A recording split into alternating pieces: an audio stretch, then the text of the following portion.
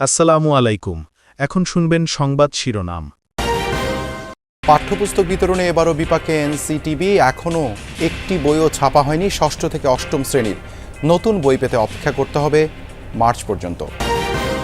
শাহজালালে cargo ভিলেজে সুরক্ষিত strong room থেকে অস্ত্র লুটের রহস্য উদ্ঘাটন হয়নি এখনও, চলছে তদন্ত। মুখ খুলছেন না বিমানের কেউ।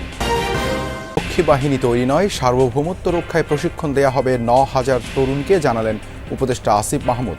আগ্রহীদের বাছাই করা হচ্ছে স্বচ্ছতার ভিত্তিতে। নাটোর ১ আসনে বিএনপির মনোনয়ন নিয়ে সাবেক ক্রীড়া প্রতিমন্ত্রী পটলের ছেলে মেয়ের মাঝে বিরোধ, পাল্টাপাল্টে অভিযোগ সমর্থকদের। শতক হাঁকি ও থামছে না পেঁয়াজের দর, অভিযোগ মৌসুম শেষে কলকাঠি নাড়ছে সিন্ডিকেট, নির্বিকার ভোক্তা অধিকার। এতক্ষণ শুনছিলেন সংবাদ শিরোনাম, এবার বিস্তারিত। পাঠ্যবই দিতে এবারও কথা দিয়ে কথা রাখতে পারছে না জাতীয় শিক্ষাক্রম ও পাঠ্যপুস্তক বোর্ড এনসিটিবি। জানুয়ারির প্রথম সপ্তাহে প্রাথমিক ও ইবতেদায়ীর বই শিক্ষার্থীদের হাতে তুলে দেওয়ার সম্ভাবনা থাকলেও মাধ্যমিকের বই নিয়ে বিপাকে প্রতিষ্ঠানটি। নবম শ্রেণীর জন্য 6.25 কোটি বইয়ের মধ্যে প্রস্তুত মাত্র 1,03,000 বই, আর ষষ্ঠ থেকে অষ্টম শ্রেণীর 12.5 কোটি বইয়ের একটিও ছাপানো হয়নি। শঙ্কা আছে মাধ্যমিকের শিক্ষার্থীদের নতুন বই পেতে অপেক্ষা করতে হতে পারে মার্চ মাস পর্যন্ত। প্রেসগুলোর ব্যস্ততায় প্রায় শেষ প্রাথমিক ও ইবতেদায়ীর 12 কোটি বইয়ের মুদ্রণ। ইতোমধ্যে জেলা উপজেলায় সরবরাহ হয়েছে প্রায় 62% বই। এখনো কোনো বইয়ের প্রিন্ট শুরু হয় না। মাধ্যমিকের জন্য এই চিত্র উল্টো।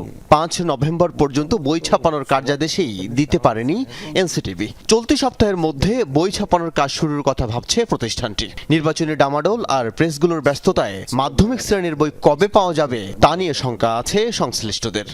প্রিন্টিং প্রক্রিয়াটা তো ফেজ বাই ফেজ, ঠিক আছে। এখন প্রিন্টিংয়ের প্রাইমারির কাজ কিন্তু চলমান, মানে প্রেসে কাজ।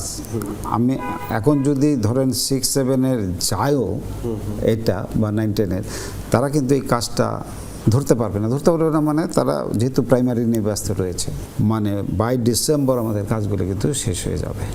অবশ্যই বাই ডিসেম্বর এগুলো কাজগুলো শেষ হয়ে যাবে এই ওয়ার্ক প্ল্যান অনুযায়ী।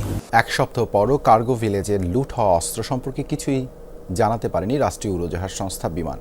শাহজালাল বিমানবন্দরে ভয়াবহ আগুনের কারণে উদ্ঘাটনের আগেই ঘটে গেছে রহস্যময় এই ঘটনা। কড়া নিরাপত্তা বেষ্টনীর ভেতরে অত্যন্ত সুরক্ষিত ভোল্টের তালা ভেঙে অস্ত্র লুটের তদন্ত করা হচ্ছে। এদিকে কার্গো ভিলেজের ভাঙা ভোল্ট থেকে 80টি অস্ত্র, বিপুল পরিমাণ গুলি ও অস্ত্রের সরঞ্জাম হেফাজতে নিয়েছে পুলিশ।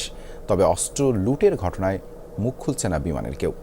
রাব্বি সিদ্দিকীকে সঙ্গে নিয়ে আরও জানাচ্ছেন আবদুল্লাহ তুহিন। ভয়াবহ আগুনে প্রায় ধ্বংস হয়ে যায় কার্গো ভিলেজের পুরো আমদানি শাখা। ভেতরে বাইরে থাকা শত শত কোটি টাকার মালামাল পুড়ে ছাই হয়ে গেলেও কার্গো ভবনে থাকা শক্তিশালী স্ট্রং ভোল্টটি ছিল প্রায় অক্ষত, যেখানে ছিল আইন শৃঙ্খলা বাহিনীর জন্য আমদানি করা বিভিন্ন আগ্নেয়াস্ত্র, গোলাবারুদ সহ অতি মূল্যবান জিনিস। 28 অক্টোবর সকালে কয়েক স্তরের নিরাপত্তায় থাকা ভোল্টরুমে তালা না দেখে শুরু হয় ঊর্ধ্বতন কর্মকর্তাদের দৌড়ঝাঁপ। বিষয়টি নিয়ে এয়ারপোর্ট থানায় জিডি করে কার্গো ভিলেজের নিরাপত্তার দায়িত্বে থাকা বিমান বাংলাদেশ এয়ারলাইন্স। ভল্টে থাকা 67টি অত্যাধুনিক পিস্তল, 12টি শটগান, একটি অ্যাসল্ট রাইফেল, 138টি পিস্তলে ম্যাগাজিন ছাড়াও বিপুল পরিমাণ গুলি ও সরঞ্জাম হেফাজতে নেয় পুলিশ। এটা তো একটা জিডি করা হয়েছে, জিডির ভিত্তিতে এটা তদন্তাধীন রয়েছে। এটা সম্পূর্ণ এটা নিয়ন্ত্রণ তার পুলিশের কাছে না। ওই জিডিতে জানানো হয় 24 অক্টোবর কয়েকটি সংস্থার প্রতিনিধিদের উপস্থিতিতে অক্ষত স্ট্রং রুমের ভল্ট পরীক্ষা করে সিলগালা করা হয়। বাইরে নতুন করে বাড়ানো হয় নিরাপত্তা ব্যবস্থা। কিন্তু তারপরও কিভাবে তালা ভাঙার মতো ঘটনা ঘটল তা নিয়ে হতবাক বিশেষজ্ঞরা। আসলে এটা একটা খুবই দুঃখজনক ব্যাপার। তালা যখন ভাঙা হয়েছে তখন আমাদের ধরে নিতেই হবে যে এটা কেউ না কেউ করেছে আর কি, এবং কে করেছে সেটা এখন বিচার বিশ্লেষণ করতে হবে। এটা খুব যে একটা রকেট সায়েন্স তা না, এখানে এটা সহজে করা যায়, বিকজ এয়ারপোর্ট একটা সার্ভেলেন্সের আন্ডারে, হেভি সার্ভেলেন্সের আন্ডারে, চারিদিকে ক্যামেরা থাকে, সিসি ক্যামেরা থাকে, অন্যান্য সুযোগ সুবিধা থাকে, প্লাস ওখানে বিভিন্ন নিরাপত্তা বাহিনী কাজ করে। মিলিশিয়া বা রক্ষী বাহিনী তৈরি করার উদ্দেশ্যে নয়, 9,000 তরুণকে প্রশিক্ষণ দেওয়া হবে সার্বভৌমত্ব ও গণপ্রতিরক্ষায়। প্রকল্পটি নিয়ে তৈরি হওয়া নানা আলোচনা সমালোচনার জবাবে যমুনা টেলিভিশনকে কথা জানান যুব ও ক্রীড়া উপদেষ্টা আসিফ মাহমুদ সজীব ভুঁইয়া। প্রকল্পটিকে নিয়ে একটি মহল গুজব ছড়াচ্ছে বলে অভিযোগ তার। বলেন, রাষ্ট্রীয় নীতির অংশ হিসেবেই সরকারের সম্মতিতে এই প্রকল্প নেওয়া হয়েছে। প্রশিক্ষণে আগ্রহীদের নির্বাচনও করা হচ্ছে স্বচ্ছতার ভিত্তিতে। আরিফুর রহমান সবুজ জানাচ্ছেন বিস্তারিত।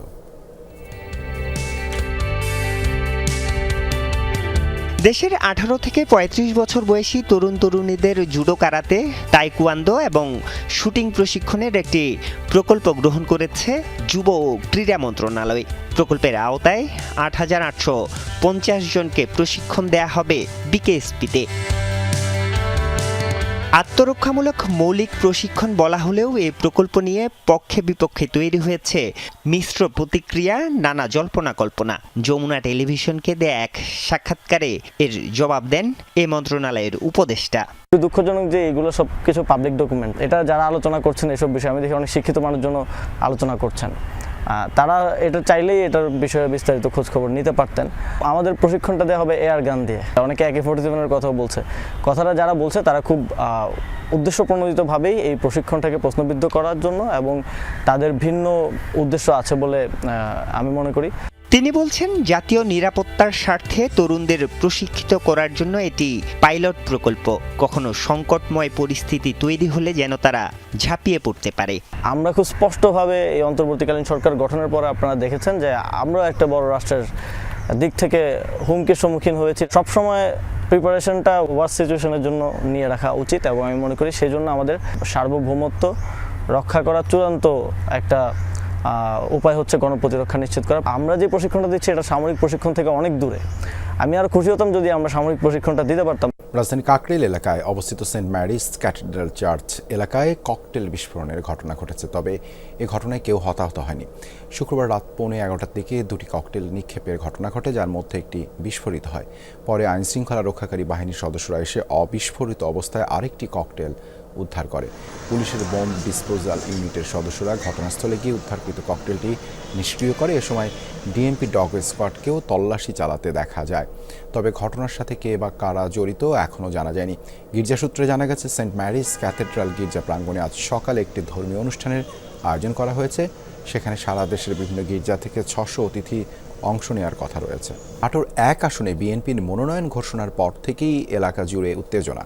প্রার্থী হিসেবে ফারজানা শারমিন পুতুলের নাম ঘোষণা করায় এলাকায় বিক্ষোভসহ নানা কর্মসূচি পালন করছেন তারই ভাই ডাক্তার ইয়াসির আরশাদ রাজনের সমর্থকেরা। পুতুল ও রাজন দুজনেই প্রয়াত ক্রীড়া প্রতিমন্ত্রী ফজলুর রহমান পটোলের উত্তরসূরি। দ্রুত মতবিরোধ কাটিয়ে ভাই বোনের সম্প্রীতি হোক, এমনটাই চান এই এলাকাবাসী। গেল 5 আগস্ট ফ্যাসিস্ট আওয়ামী লীগ সরকারের পতন ও ছাত্র জনতার বিজয়ের বর্ষপূর্তি উপলক্ষে নাটোরের লালপুরে